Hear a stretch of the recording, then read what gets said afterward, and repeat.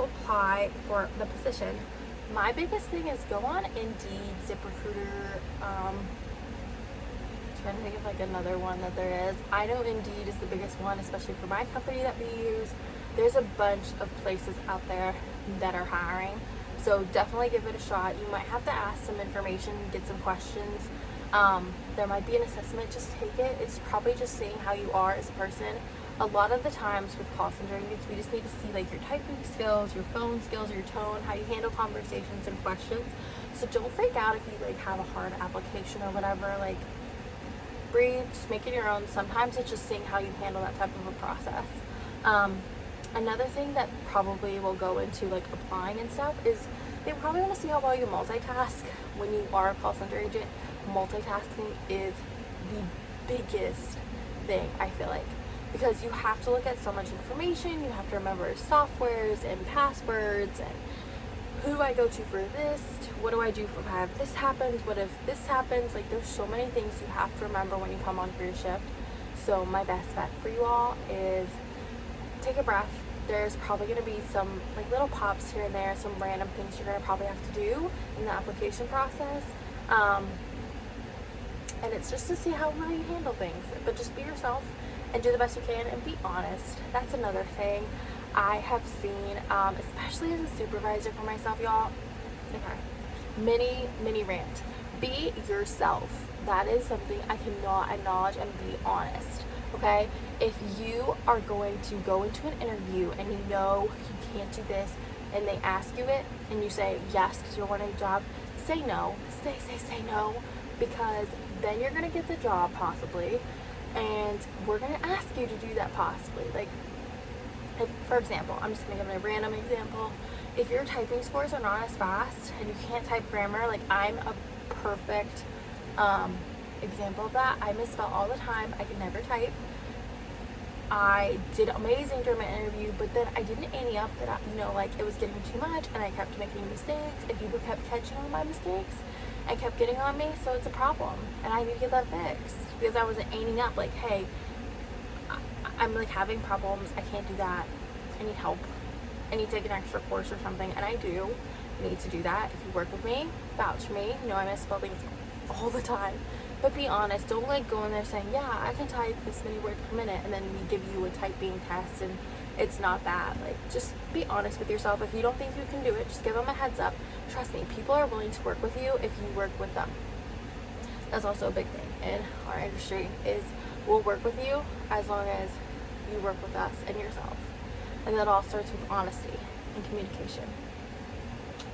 Cool. Are the schedules super busy? Do you work random hours? Typically, I mean, for my company, we're really lucky that we are on a schedule system. We operate normal business hours. I'm not going to get them out, but yeah, we don't work crazy hours. And I can only speak for my company, but like we are just asked at the interview process our availability. Typically almost every job interview does that. And you just let them know when you're available, and hopefully they can schedule you for that right time. I will say, if you go into a company that has like sales, has chats, has phones, has data entry, has any like multiple positions, put as much availability as you can, because you never know what they can do with that. So that's another big thing. I know a girl who had a bunch of positions at her company, and she was only available to do like phones at a certain time, but she wanted to work more, but she just couldn't do it because of her schedule with school and everything. And she missed out on some time because she didn't communicate with her job properly, and that really stuck, and she missed out on that. So definitely communicate with your job. But I don't work crazy business hours. I think my coworker and I, there was one fluke where there are chats that we did crazy hours, but that's pretty much it. And we had notice, and we were compensated for the amount of time and everything, so it worked out fine. How long did it take you to move up into a leadership position? It's a good question. I feel like it's on everybody's, own personal. I don't know exactly for me. I want to say maybe 5 or 6 months. For my company, I started with them and then I left and then I got asked back and I took it. And then I want to say maybe 5-6 months after that. Maybe I'm totally wrong, to be honest. I have to look again.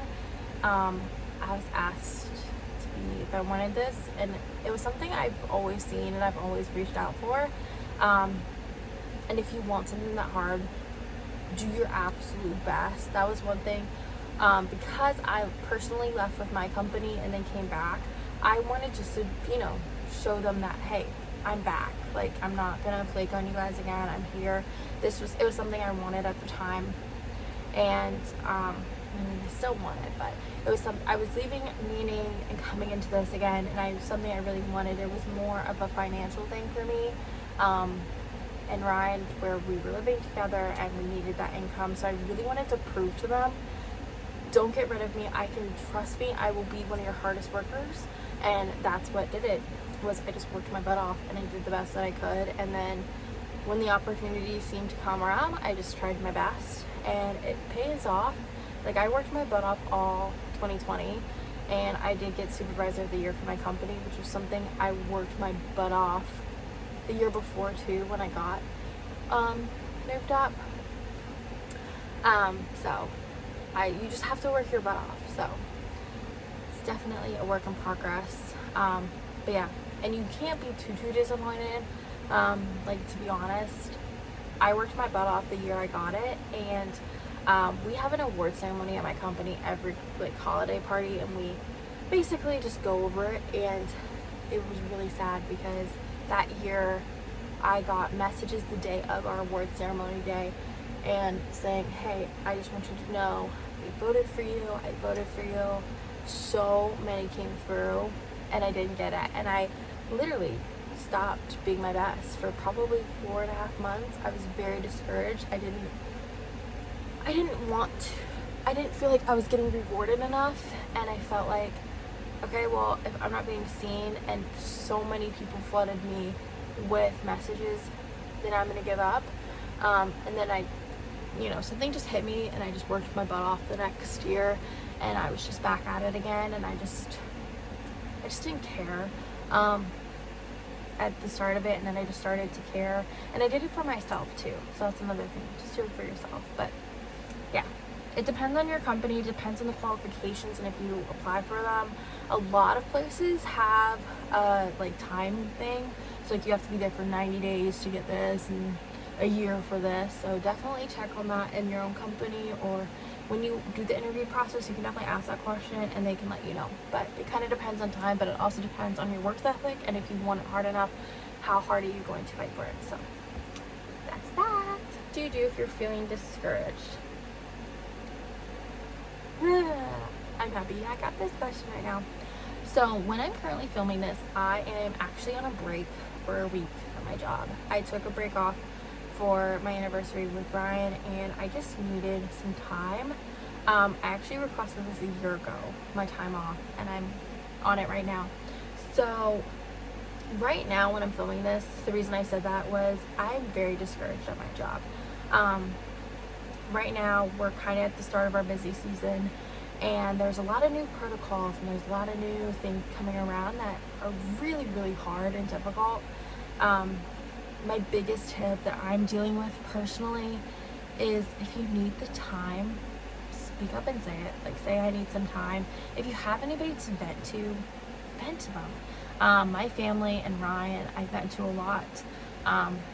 Ryan more, well, it's kind of half and half, but Ryan lives with me, so he gets it a lot.